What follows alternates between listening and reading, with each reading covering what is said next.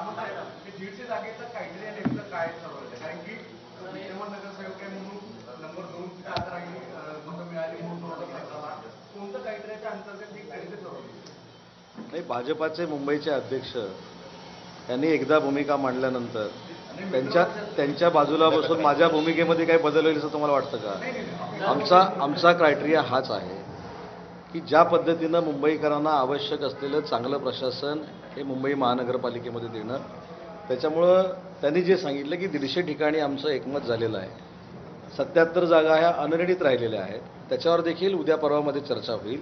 परंतु जागा किती कोण लढतं याच्यापेक्षा आम्ही महायुतीनं पुढे जातोय. म्हणजे शिवसेना, भाजप, RPI.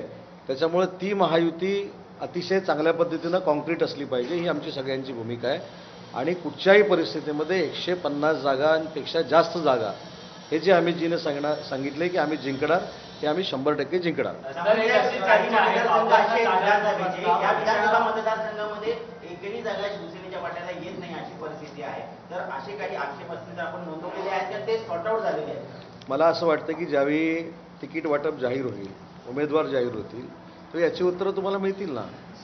मुद्दा असा राहतो की आज जी काय आमची बैठक झाली किंवा काल जी झाली त्या बैठकीला मी नव्हतो.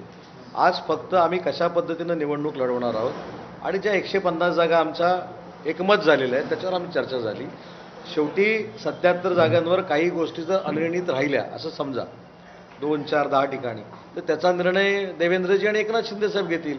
त्याच्यामुळे एक फायनल आहे की महायुतीनं आम्ही पुढे जातोय आणि महायुती जिंकण्यासाठी जे जे करावं लागेल ते गठबंधन म्हणून आम्ही करावं. त्या पण ठाण्यामध्ये 11 प्रांत अध्यक्षांनी आपल्या जिल्हाध्यक्षांना पत्र दिलंय की शिवसेनेसोबत जर युती केली तर आपलं नुकसान होईल. याबद्दल नेमकं तुम्ही काय म्हणाल? कारण की ते भाजप मला असं वाटतं की आज मुंबईच्या संदर्भातला विषय आपला चालू आहे. ठाण्यामध्ये देखील जी चर्चा होणार आहे भाजपाच्या नेत्यांबरोबर ती देखील आमची यादी माननीय एकनाथ शिंदे साहेबांनी जाहीर केलेली आहे. तिथे देखील युती होईल. कुठेही चिंता करण्याची काही आवश्यकता नाही. सध्या अमितजींनी भाजपाच्या अध्यक्ष म्हणून जी भूमिका मांडलेली आहे तीच आमची सगळ्यांची भूमिका आहे. आणि जिथं जिथं काही अडचणी निर्माण होतील तिथं आम्ही नेत्यांशी बोलू.